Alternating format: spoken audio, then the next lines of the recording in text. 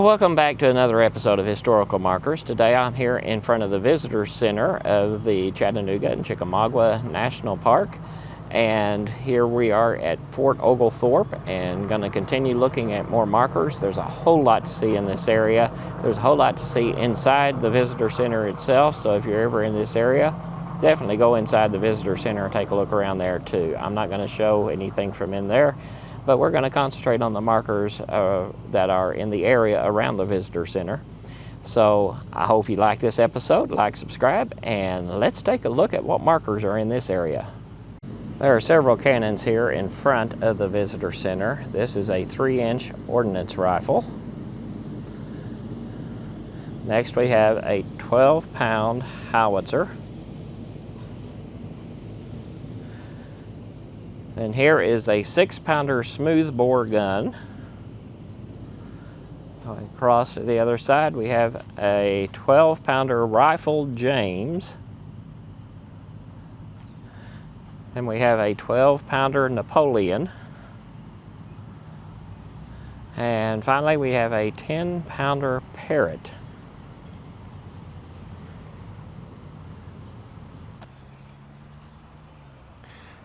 And just outside the Visitor Center here is two 12-pounder mountain howitzers.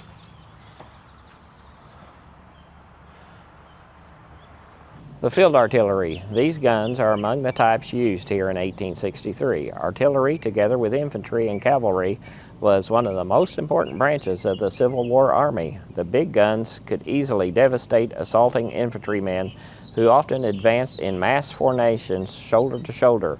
At Chickamauga, artillery batteries were handicapped by woods and undergrowth, which limited visibility and maneuverability. The guns were most effective when used behind breastworks overlooking open fields. In front of you are examples of 6 types of muzzle-loading field guns used at Chickamauga and Chattanooga.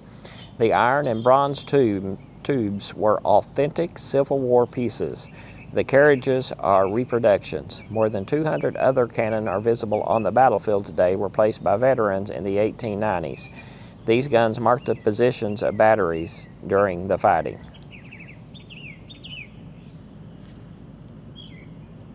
This sign isn't necessarily a historical marker, but it gives you information about the Chickamauga and Chattanooga National Military Park, and also tells you things you can do in this area.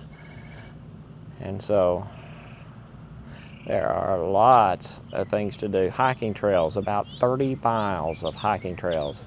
A self-guided 7-mile auto tour. The Chickamauga Battlefield has about 50 miles of hiking trails. And so if you like hiking, there's definitely a lot of hiking you can do in this area.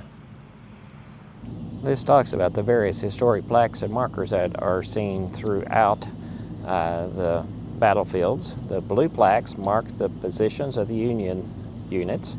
The red plaques mark the positions of the Confederate units. The cannons mark the positions of artillery batteries. There are some fingerboards which indicate directions, locations, or landmarks.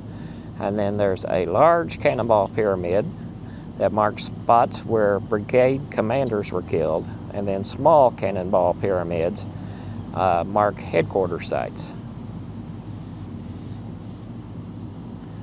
So we will see several of each of those kinds of markers.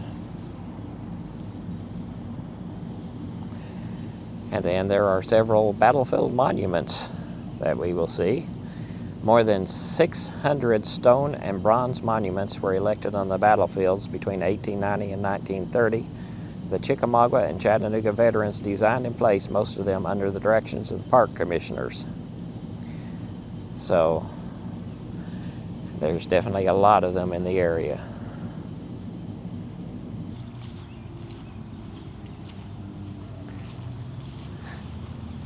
We're outside the Visitor Center, and here's a small concrete marker. It's for the 11th Regiment of the Ohio Infantry, Turchin's Brigade, at 6:30 p.m., September 20th, 1863. This is Fowler's Alabama Battery. The battery followed the brigade coming into position on this ground on right of brigade and division, where it was under a severe crossfire from several Union batteries and was finally flanked and compelled to retire. Before the battery was ordered to leave this position, one section under Lieutenant Perrin engaged a Union battery on the right within short range, doing it considerable damage, as it was subsequently ascertained. In retiring, one piece under Lieutenant Daly went farther to the right and joined a battery of General Forrest's and continued firing until the close of the battle. Casualties of the battle were 6 men killed, 1 officer and 17 men wounded, 1 man missing, 27 horses killed or disabled.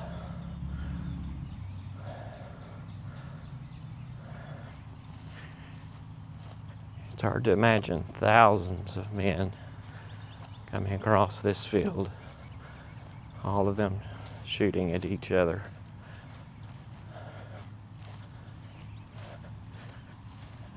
It's a huge battlefield. Warren's Mississippi Light Artillery. This battery was also known as Sweat's Battery. With its brigade, it moved to the extreme right in support of General Breckinridge's division in the morning and remained in position without becoming engaged till the afternoon. About 5 p.m., the battery was ordered forward by the Reed's Brigade Road, coming into position on this ground on the right of its division line. When the battery opened on the enemy about 800 yards northwest, artillery from several points immediately replied, completely enfilading the line of infantry. Reynolds' division of infantry in plain view, moving at a double quick directly against the left flank of the division, with the artillery fire above mentioned, made the position untenable. The battery was ordered to retire, which it did as rapidly as possible, losing 1 gun by the loss of a horse, which was soon after recovered by the advance of Captain T.J. Fletcher and a few men of the 13th Arkansas. Casualties of the battle: killed 2 enlisted men, wounded 1 officer, and 8 enlisted men and 11 horses were killed or disabled. Unfortunately, this marker has some damage on it, so I'm not exactly sure which regiment and which infantry this was, but it was Turchin's Brigade, and this was at 6:30 p.m., September 20th of 1863. And then even farther out in this field is this next concrete marker.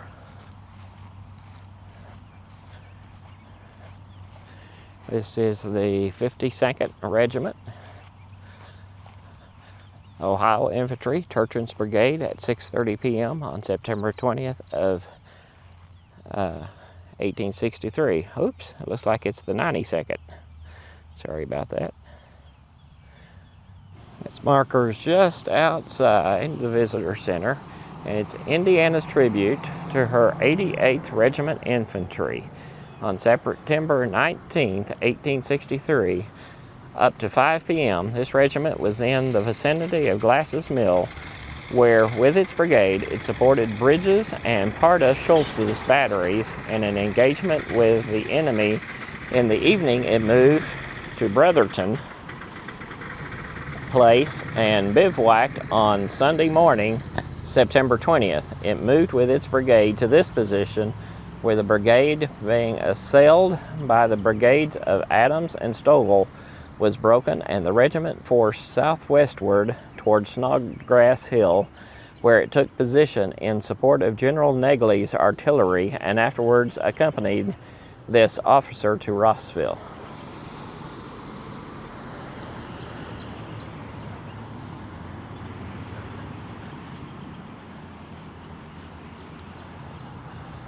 So on the other side, it says the 88th Regiment, Indiana Infantry.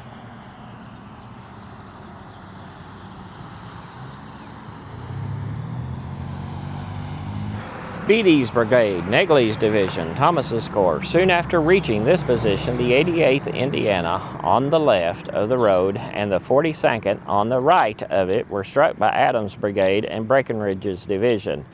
advancing over the low ridge to the northeast, while the 104th Illinois and the 15th Kentucky to the right and rear were attacked in front and on both flanks by Stovall's brigade and a portion of Helm's brigade. The battery concentrated on the west of the road to the edge of the woods and opened fire. The left of the brigade was forced off the field to the west. The right was rallied by General Beatty in the woods south of the battery, and upon the arrival of Stanley's brigade, was formed by him in its rear and directed to conform to its movements. While General Beatty was himself advancing with Stanley's line, an officer of General Negle's staff ordered General Beatty's regiments off the field towards Rossville. 2 guns of the battery were captured. The rest retired to the vicinity of the Snodgrass House and were at once ordered to Rossville by General Neglev. General Beatty accompanied Stanley's brigade to Snodgrass Hill and assisted in the defense at the front until the close of the battle. Strength in action, 1,324, killed 17, wounded 189, missing 104, for a total of 310. So the percentage of loss was 23.48. This marker is for September 20th, 1863 at 9:30 a.m. Captain, later Lieutenant Colonel William Cockrum, 42nd Indiana Infantry, was desperately wounded at this point and is erected by soldiers of the 42nd Indiana Infantry. And we are here in front of this house, across from the visitor center.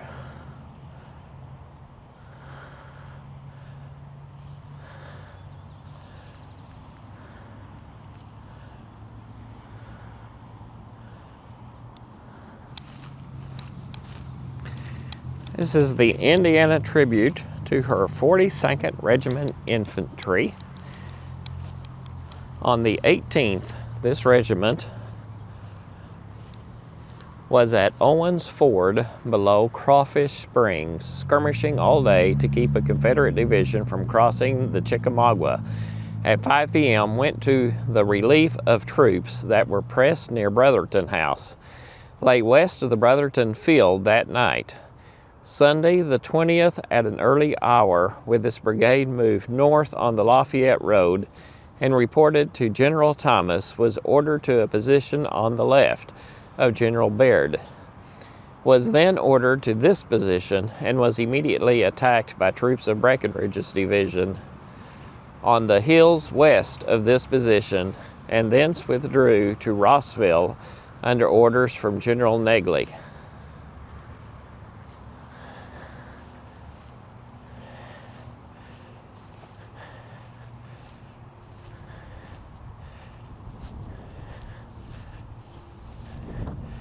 And then here's the other side.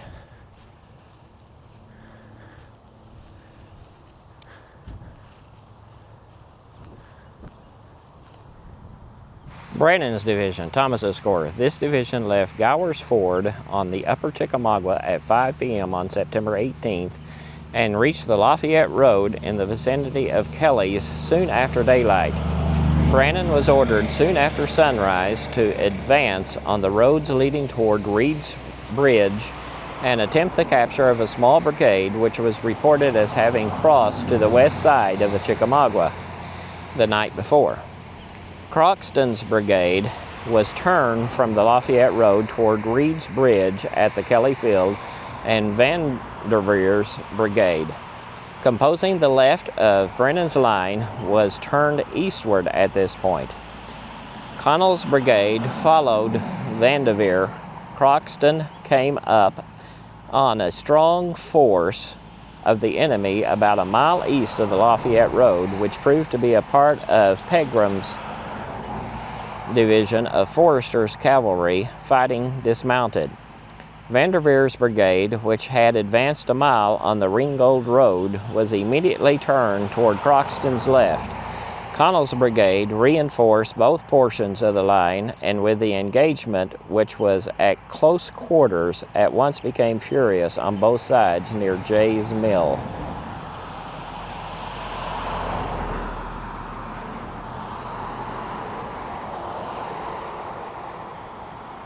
Liddell's division, Walker's Corps.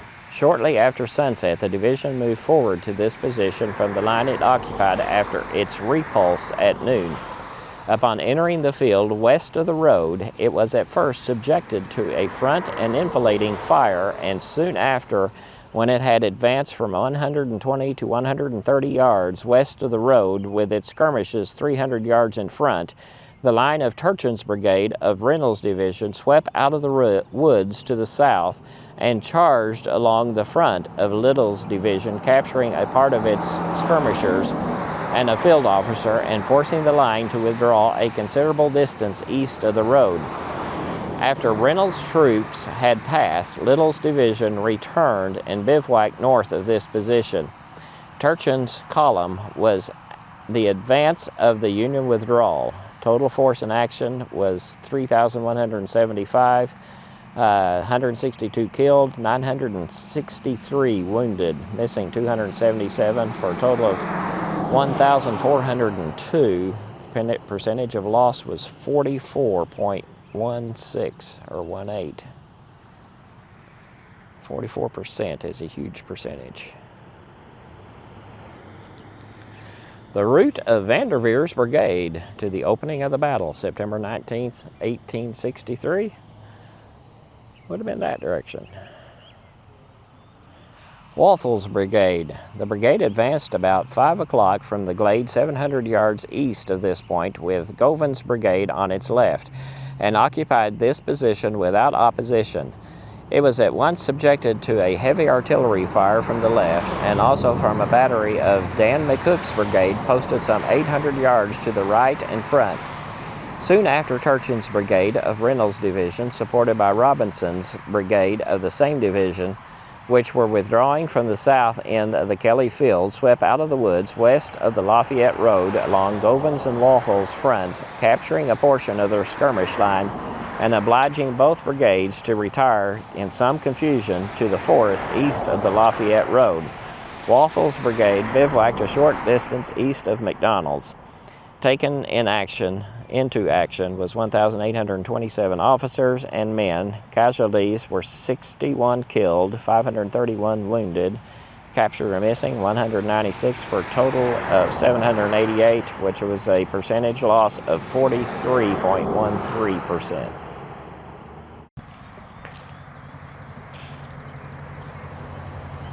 Here we have Adams' brigade.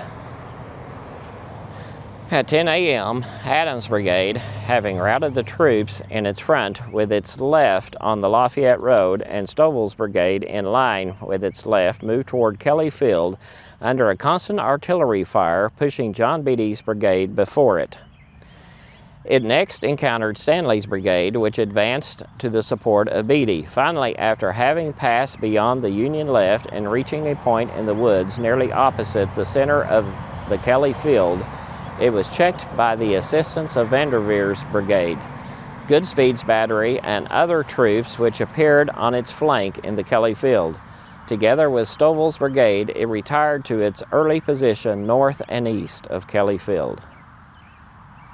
Turchin's brigade. The brigade, by order of General Thomas, withdrew from its position southeast of the Kelly Field about 5 p.m. and formed line to protect the retirement of other troops on the left, moved by the flank across the Lafayette Road, formed in two lines facing north with the right resting on the road, and charged through the fields south and west of McDonald's up on the flank of Liddell's division, which had just crossed the Lafayette Road at that point from the east.